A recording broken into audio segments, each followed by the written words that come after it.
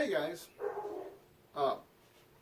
today I'm going to show you, a lot of you have got a lot of artwork or panels that you've done that you really like, and they weren't necessarily starting out as artwork, but because they're just so pretty, you decide, hey, I'm going to hang this up. Or if you're just going to display them, like say in your shop or in your retail area, one of the best ways that I have found for hanging these, a lot of people could use, you could probably use one of these things. I'll take this out and get a close-up on it.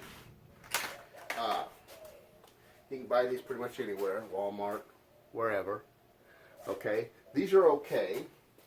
You can just put it on the back of your thing. But the issue I have with this, the biggest problem I have with this, is that your house, like pretty much anything else, there's a lot of movement that goes inside of your house, and it could be caused by any number of things. Your washing machine, a storm can move your house around, shake the house. I'm sure you've all experienced it. I live here in Texas, and we live just a few miles away from Fort Hood, one of the largest Army bases in the world, and a lot of times we hear artillery going off in the distance. I don't view that as noise. I say that I call that the sound of freedom. But anyway, there's a lot of things that cause your house to shake, to move, and the problem with these things is it's just a little nail, okay? And MDF, and a lot of us use MDF for our projects, is that MDF is a lot like dirt. It has a very strong, it's very has very good compressive strength and lateral strength, but what it doesn't have is cohesive strength. And what I mean by that is, if you take if you get a pole in the ground, and some of you have probably done this before, and I'm sure and it's stuck in the ground, you want to get it out, what you do is you shake it, move it back and forth, and now that slowly widens the hole, and then you can pull the post out. Well, MDF has that same property in that it's very, very tiny particles glued together, and eventually what happens with all the shaking and moving in your house, those nails are going to wallow out and eventually fall out. So what I want to do is show you basically how to do one of these things, this little slot right here. Let me get a close-up. It's just one of these it's a little slide in there, and what that'll do is that'll give you a lot more strength, because then your hanging point is inside the paint itself. By the way, I got this from, my wife got this from Erica Bauer over at Artists of Death. Great couple, fantastic videos. If you ever get a chance, go on over there and check them out. Artists Till Death. So anyway, beautiful, beautiful picture. Okay, back to the subject at hand. Okay, what you want to do is, you want to basically measure out about, if you have a 2 foot by 1 foot board like what this is, what you'll do is you'll just measure out. You want to hang this about 5 inches down from the top. So what I'll do is I'll take this, my square, and I'll measure out 5 inches, okay? And that's where I want to put my slot. So I'll just measure it out with a square and just draw out. The width doesn't really matter, because once you on this particular, because the length, most of the weight is going to be down here, so it'll kind of self-balance it out, be a little. But if you have a little bit wider one, like for instance you're using a board that's about this wide, maybe 2 feet wide, you do want to make sure that it's centered. That way it gives you a little bit more play whenever you're moving it on the wall to get it to where it's hanging straight. So anyway, what I'll do is I'll take and I'll measure out about a 2-inch slot. So anyway, this is 1 foot, so I'll measure it. This is 6 inches right here. Okay, this will give me the center of the board. Okay, then I'll measure from that center, I'll measure out 1 inch on each side. And see, that'll give me a 2-inch slot, so that when I hang it on the wall, I can always move it just a little bit this way, a little bit that way, and get it to hang straight.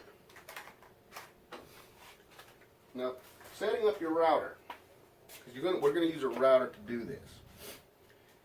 Most routers come with one of these things. It's a guide. What it allows you to do, it allows you to cut inside an area and allows you to move straight along the edge.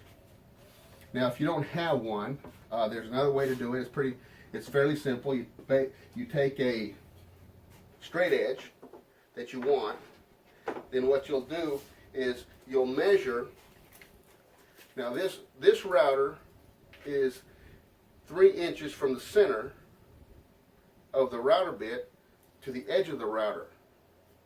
So what you'll do is, I usually put it about 5 inches down from the top. So what I will do is I'll make it 8 inches. I'll make this board 8 inches, mark it right here. Mark it at 8 inches. Then I'll take some clamps. I'll put it on this side so you can see what I'm doing. I'll take some clamps, and what I like to do is I like to clamp my work to the board or to the table. That way,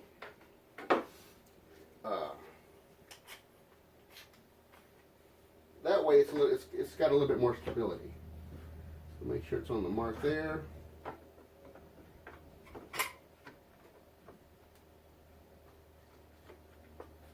Move it off, so move it up a little bit. There we go. Same thing on this side.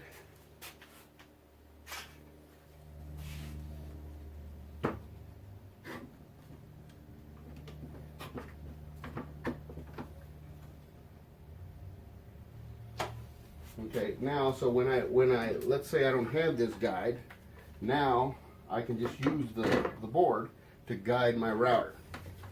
But since I have a guide, I'm not going to use the board.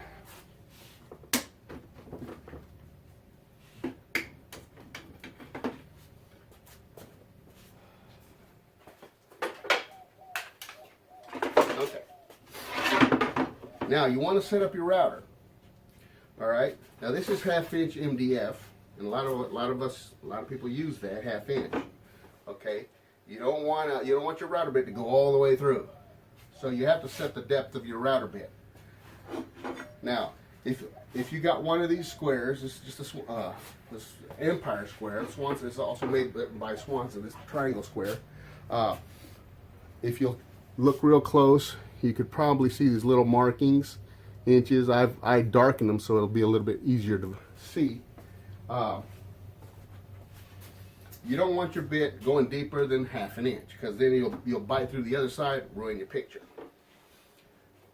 What I will do is I will take, and this first mark, hopefully you saw that, I will take this first mark, and that's where I will set my router bit depth. That way it's not quite. It's a little bit more than 1/4 inch around. It's going to be about 3/8 inch deep. Okay. Now that my router's set up, I'm ready to start cutting.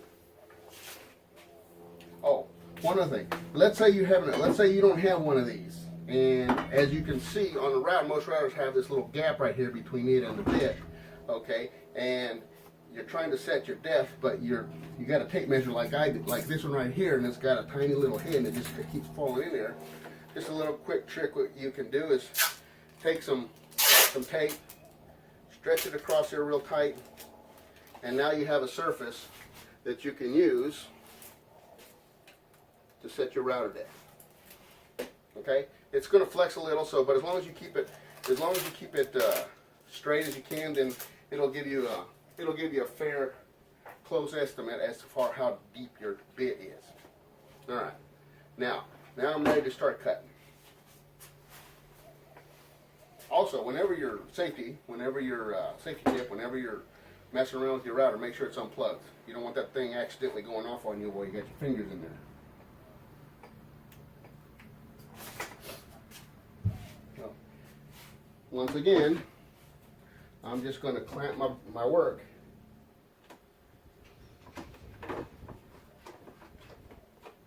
to the table so that it gives me a little bit more stable